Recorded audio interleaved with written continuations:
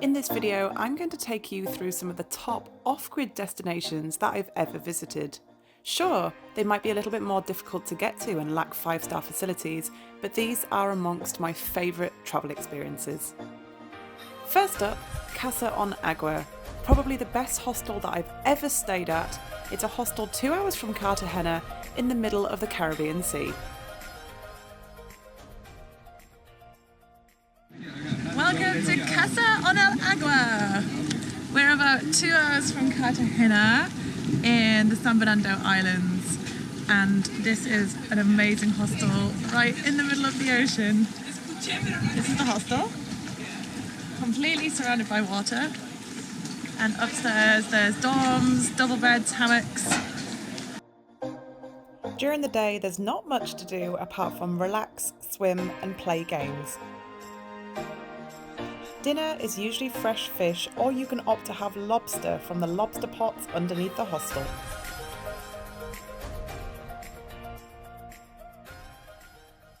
Let's go now to the Swat Valley in Pakistan, also known as the Switzerland of Pakistan. This beautiful area was previously taken over by the Taliban and as such hasn't been visited by that many international tourists since. I'm now surrounded by the incredible mountains of the Swat Valley, and instead of the beeping and the car horns, I can hear insects, birds, and I've come to look around Jahanabad village. There's loads of orchards around me. It smells really lovely, and I'm excited to go and meet some of the people who live in the village.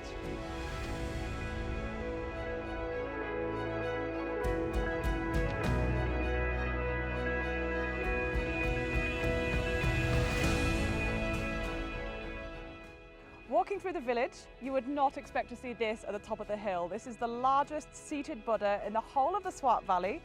It's nearly 5 meters tall, built in the 2nd and 3rd century.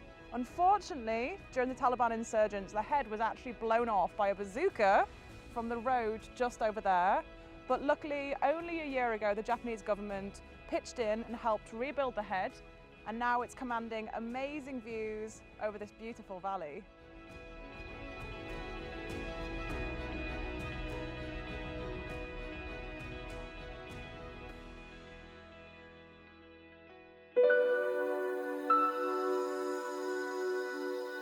Next up, we have Dal Lake near Srinagar in India. This is one of the most beautiful places I've ever visited. It's an absolutely beautiful place to stay on a houseboat, and make sure you do visit the floating vegetable market.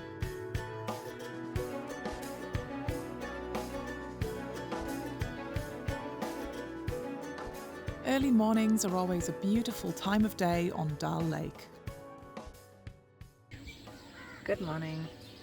It is 4:30 and I'm up and I'm on a boat because I'm going to the floating wholesale vegetable market. I've got my own little boat here, ready for the sunrise, and this is something that I'm happy to get up for. It's the army shikara.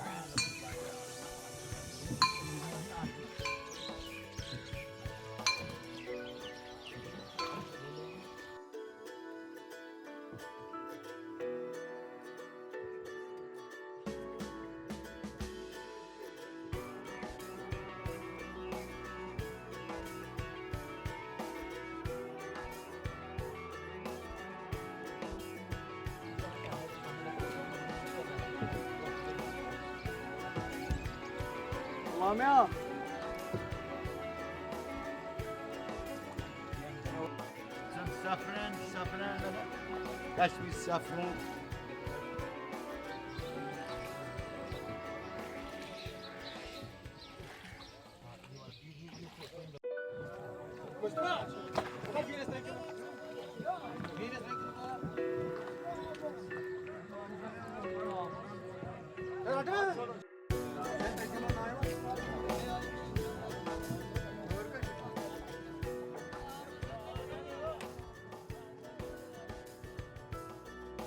The houseboats themselves vary from the fairly simple to the incredibly luxurious, including large double bedrooms, pretty upper terraces to enjoy the incredible views, and of course taste the traditional Kashmiri food.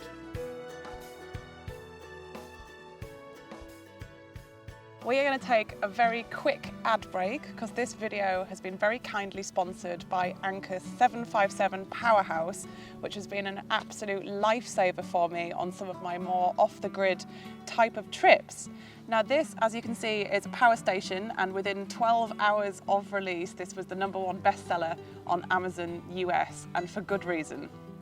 So one of my favourite things about it is it charges up to 80% in less than an hour, which is absolutely ideal if you've only got a little bit of time to charge all your gear before you've got to head out filming again. This has got 1500 watt output power and 1229 watt hours capacity, which means that it's ideal for charging all of your kit on the go, which is what I usually use it for. So I can have my camera plugged in, my drone batteries charging. You've got a number of different outlets that you can choose from. I've actually been looking for something like this for quite a long time because I'm planning on doing the Chadder trek in a few months' time when it gets a bit colder, and of course there's going to be absolutely nowhere for me to charge up my gear, and I want to make sure I film it for all of you guys. So this is going to be perfect because I can charge my drone, my camera, GoPro and phone if I want to, not that there's going to be any signal. The Anker 757 Powerhouse uses premium LFP, which means that the batteries remain in a healthy state even after 3,000 complete charge cycles. So this is a 6 times longer battery lifespan than the industry average. If you want to find out more information, then click below or search for Anker Powerhouse, and thank you very much to Anker for sponsoring this video. Next up is Sasha Lodge. It's a beautiful lodge in the middle of the Ecuadorian Amazon. It is a little bit challenging to get to, but it's so worth it for incredible wildlife experiences.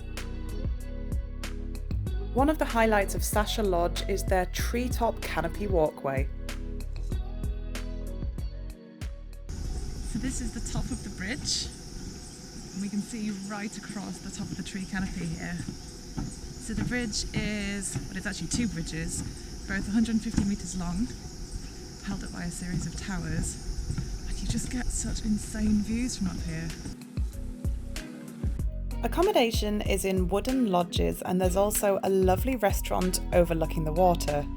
Plus, there is a gorgeous pool, as long as you don't mind swimming in Amazon water.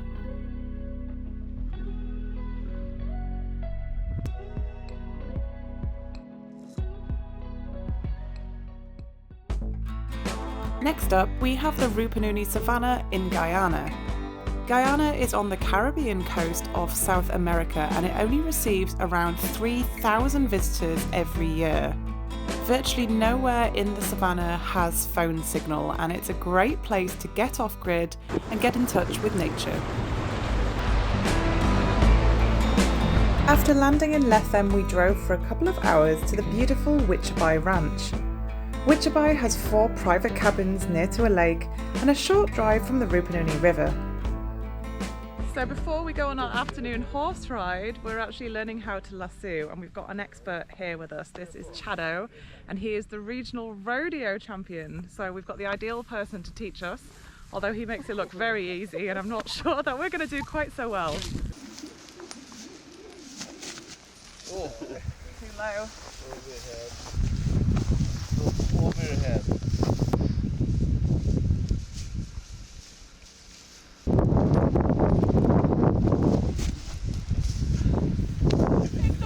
He's laughing. It's going so badly. Can you just give me one more expert tip?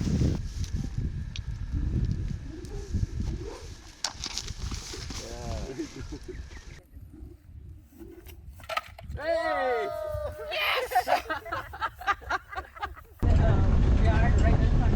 And I was gonna watch, but I was like, you know what? There's something to do. Okay, come in.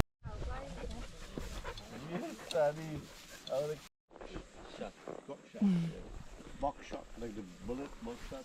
What's my horse's name? Challenger. Challenger. You're finding it a challenge with these flies, aren't you? So Scott, Chado and I are taking a lovely ride now into the hills, and it's a lot cooler now, which is lovely.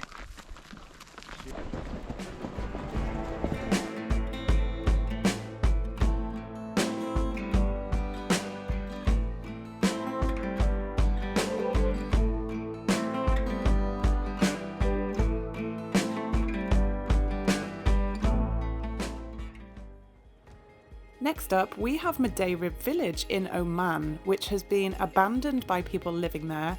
It's a really fascinating place to walk around and feels a little bit like a ghost town. I've come about an hour and a half outside of Muscat, and I've come to look around Madeira Village. Now this is an abandoned village. About 500, 600 years ago it was bustling, full of about 3,000 people, but now the townspeople have moved to nearby houses. They can have electricity, of course, but they've preserved the original buildings well, and I'm going to go and have a look round. There's a few doorways with stairways seemingly leading off to nothing, or to actual just holes down to the ground floor, so I have to be careful. But I'm quite keen to get to the top of this tower. Oh, here we go.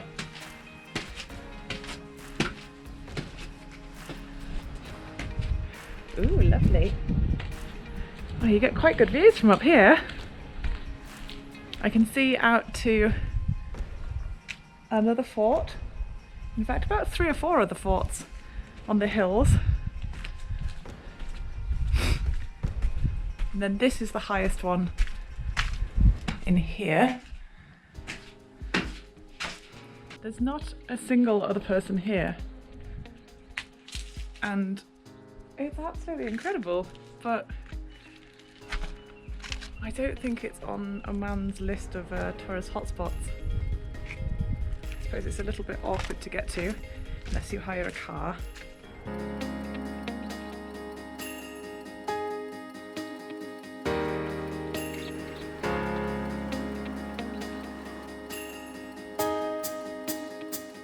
So I've been absolutely loving finding out about the history of old Oman, and I hope that you guys enjoyed watching the video too.